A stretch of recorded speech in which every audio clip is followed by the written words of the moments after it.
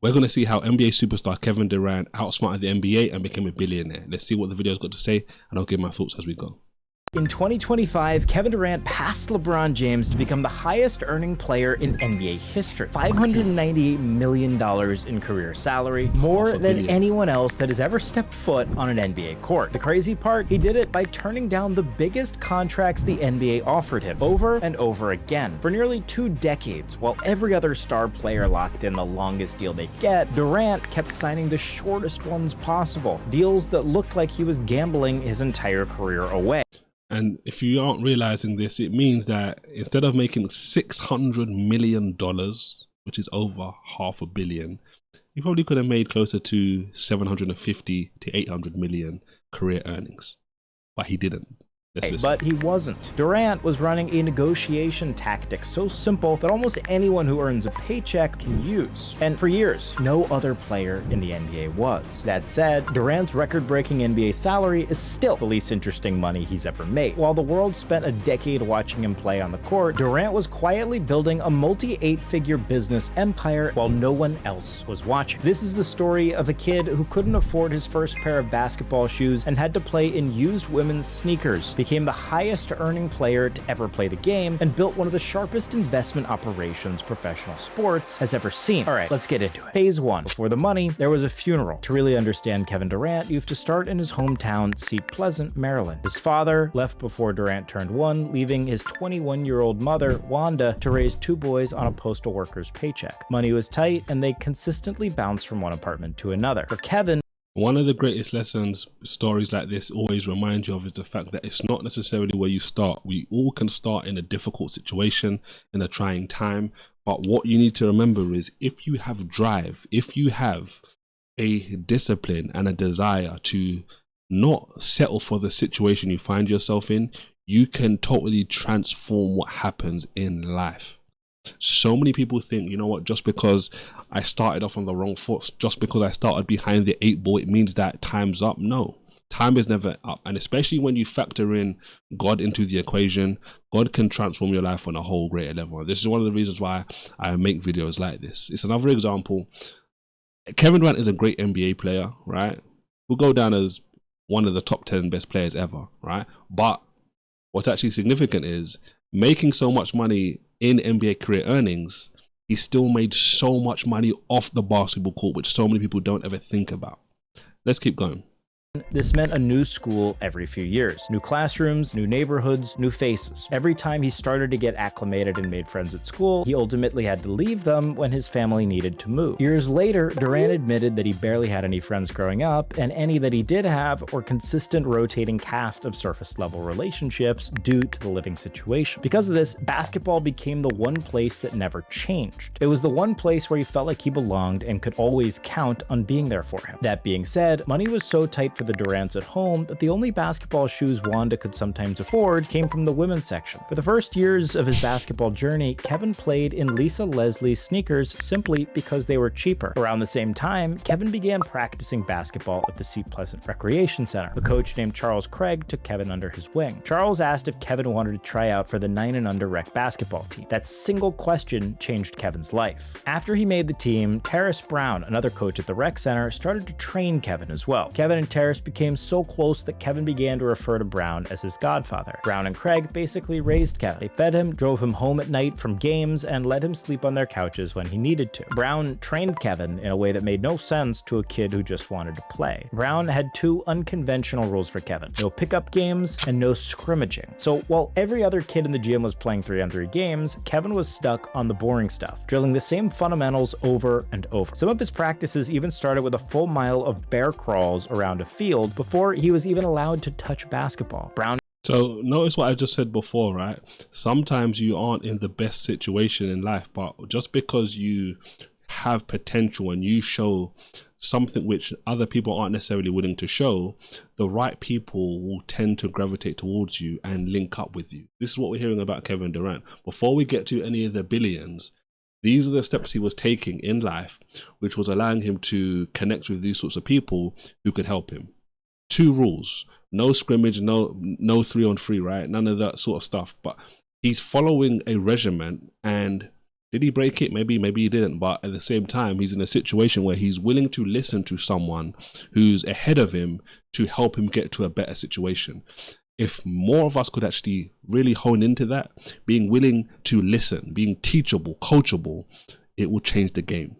Made him study film, read, and write out the 6 steps of a jump shot 500 times by hand. But then, in 2005, everything changed. Charles Craig, one of the coaches who had helped raise Kevin, was shot and killed after trying to break up a fight outside a sports bar. He was 35 years old, and from that day on, Durant always wore the number 35 on the court to honor Craig. Phase 2, the $100 million contract loophole no one else saw. Fast forward a few years of non-stop dedicated focus to basketball, and Durant has made his way inside the NBA draft. Seattle grabbed Kevin as the number 2 draft pick, and he went on to have one of the most insane rookie seasons the NBA has ever seen. Durant was Rookie of the Year that very first season in the NBA at just 19 years old. He averaged over 20 points a game, something that only LeBron and Carmelo Anthony had ever pulled off as teenagers, and Kevin's rookie year also happened to be Seattle's final season before the franchise packed up and rebranded to the Oklahoma City Thunder. This franchise change would set up what would soon become a generational run of unprecedented contract negotiation strategy by Durant and his manager, Rich Kleiman, that ultimately would result in Durant becoming the NBA's highest career earner in history. Most NBA players take the biggest, longest deal they can get from a franchise. They lock in the money, enjoy the job security, and move on. But Durant did the exact opposite. Rich Kleiman pushed Durant to sign shorter deals with franchises, often only 1 or 2 years at a time. And Kleiman and Durant paired those short-term contracts against Kevin Durant's rising popularity and success on the court. So every time the league's value went up, Durant would have a window to go back to the negotiation table once his short-term contract had expired and push the franchise to re-sign at the new higher number, or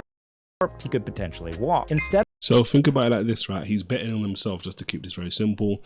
And you're going to have 2 schools of thought. Oh, well, the other players that are locking in more money are securing the bag, which is true, which comes with its own pros and its own cons. And in the same way, Kevin is betting on himself, which comes with its own pros and its own cons. The reason why this seems natural to me, knowing what you know about Kevin Durant, is the fact that if he's used to moving around and being unsettled because of his child upbringing, it's not a surprise that he's willing to take shorter term deals for a few years and then move from place to place, or be willing to move from place to place. That's very much in his wheelhouse, which makes a lot of sense. Obviously, it's paid off handsomely for him, because not only is he a great talent on the court, which obviously shows that he's disciplined and dedicated, but at the same time, they mentioned Rich Kleiman, his long-term business partner, who seems to be a wise individual, who's been able to manage the off-court affairs and continue to grow it well into over $1 billion, which will set Kevin Durant up for generational wealth. And he doesn't even have any children himself, so instead of locking into one long-term contract at yesterday's prices, Durant just kept harvesting raises at the current market rate. Across 3 years with Golden State, this strategy earned Durant $167 million, more than the previous 5-year contract he'd signed before arriving there. Stretch that across 8 contracts in nearly 2 decades, it's made Kevin Durant the highest career earner in NBA history. By 2025, Durant officially passed LeBron in total career earnings at a staggering $598 million. And today, he's still adding onto that total. Real quick, if you're still watching, you're not here for the Now, speaking of basketball highlights, everything Durant earned on the court is only half the story, because his smartest financial decision had nothing to do with basketball. It all came down to his zip code. Phase 3, the zip code worth more than an NBA championship. In 2016, Kevin Durant made the most controversial decision of his entire NBA career, but it was also the smartest financial decision he ever made. Think about that, guys. For those of you who know how much heat and negative publicity he got at the time and continues to still get today, he made that decision, which is now being described as the best financial decision he ever made. So a lot of the time, this gives us a very nice, powerful principle in life. A lot of the time, in order for you to make the money that you love or would love to make or desire to make, you have to be willing to be ridiculed and made fun of. And many people aren't willing to do that. 2016, Durant left the Oklahoma City Thunder and signed with the Golden State Warriors, the team that had just won a record-breaking 73 games in a single season and knocked the Thunder out of the playoffs the season before. The internet lost its mind. To almost everyone, it looked like Kevin Durant was abandoning ship to chase an NBA ring he couldn't win on his own. But what nobody realized was that Kevin Durant joining the Warriors not only put him on a better team, it put him in the Bay Area, just minutes from Silicon Valley. And Kevin, the former awkward kid, found his people. He spent birthdays at the home of venture capitalist Ben Horowitz. He found himself at an Apple executive's house talking with Tim Cook and Pharrell. When asked why he connected so well with the tech world, Durant stated founders and entrepreneurs build things from the ground up, just like athletes. So they relate to each other in regards to how much work it takes to be the best at what you do in the market. Most of them also came from humble beginnings, just like Durant did. The kid who grew up wearing shoes from the women's aisle now found himself in rooms of billionaire founders, most of which started in similar place to himself. That first year, Durant and Kleiman launched 35 ventures. Phase 4, the agent who owns a piece of everything. This is where you need to understand who Rich Kleiman is and what separates him from the typical NBA agent. A normal NBA agent negotiates a player's contract, takes a 4% fee, and then has no stake in anything else that the player does. Kleiman did the opposite with Durant. He's not just a hired hand, he's a co-founder and a partner in the entire Durant business. The more Kevin's empire grows, the more his money does as well. And that one detail changes everything. By Durant making his agent a direct partner instead of an employee, every decision Kleiman makes on behalf of Kevin is always about the long game, not just the next paycheck. And this is so vital because partnership is important. So many people think, you know what, I'm going to do it alone, I'm going to go it alone. No, you would go so much further in life if you actually teamed up with other people who could help you along the journey. He just explained it so nicely. An agent gets a set percentage of what you make today. A partner has a vested interest for the things that you're doing to succeed. That's completely different. Every time Rich Kleiman is analyzing a deal, it's not just, oh, I'm going to get my commission and I'm going to be out. It's no, this should work. I'm going to do my due diligence on this because my wealth is attached to this. If Kevin wins, I win. When he wins, I win. We win. It's about partnership. This is the same thing I talk about all the time when it comes to like relationships and marriage, right? You don't want to, you're never going to, like, it's not wise to get with someone who isn't focused on the team because they're just going to be a liability, a leech who's sucking the life out of the system instead of someone who's actually bringing life to the system to make something far greater than any one individual. This is why it makes sense when the Bible talks about stuff like one can put 1,000 to flight, two can put 10,000 to flight, because God's multiplication is supernatural, miraculous, whereas the world's sort of multiplication is just linear, right? It's set, not in God's economy. 5 Ventures made its first move with Postmates. In 2016, Kevin invested $1 million into the food delivery app. Durant became one of the company's biggest promoters. Postmates branded Durant as its biggest delivery guy, and he used his fame and personal brand to pull in the exact customers the company had been spending millions to chase previously. So it wasn't really Kevin betting on Postmates, it was Postmates betting on Kevin and handing him cheap equity to do so. In 2020, Uber bought Postmates for $2.65 billion, and Kevin's $1 million investment was now valued around $15 million, a 15x return on his money in only 4 years. Then came Coinbase, and this traces straight back to Durant's Silicon Valley connections. In 2017, back when the market and consumers were still very skeptical of crypto, 35 Ventures bought into Coinbase at a $1.6 billion valuation. 4 years later, Coinbase went public at $86 billion, and Kevin's stake was up roughly 54 times. But Durant's biggest return of all time is Whoop, the personal fitness tracker. Kevin's firm got in early, back in 2017, when the whole company was valued at $125 million. Instead of cashing out as the company's value grew, Durant kept doubling down, buying more and more and more as the company's valuation climbed, and he never sold a single share. By 2026, Whoop was valued at $10.1 billion, with millions of members paying for its health subscription every month, which puts Kevin's stake up over 80x on paper, and he still hasn't cashed a dime of it. This is why we always talk about the difference between the fools and the wise people. Foolish people love to spend money on doodads, as Robert Kiyosaki says, the things which make you look good to everybody else, who most of the people don't even care about you. The wise people continue to invest and reinvest what they are making into things which can continue to produce them money.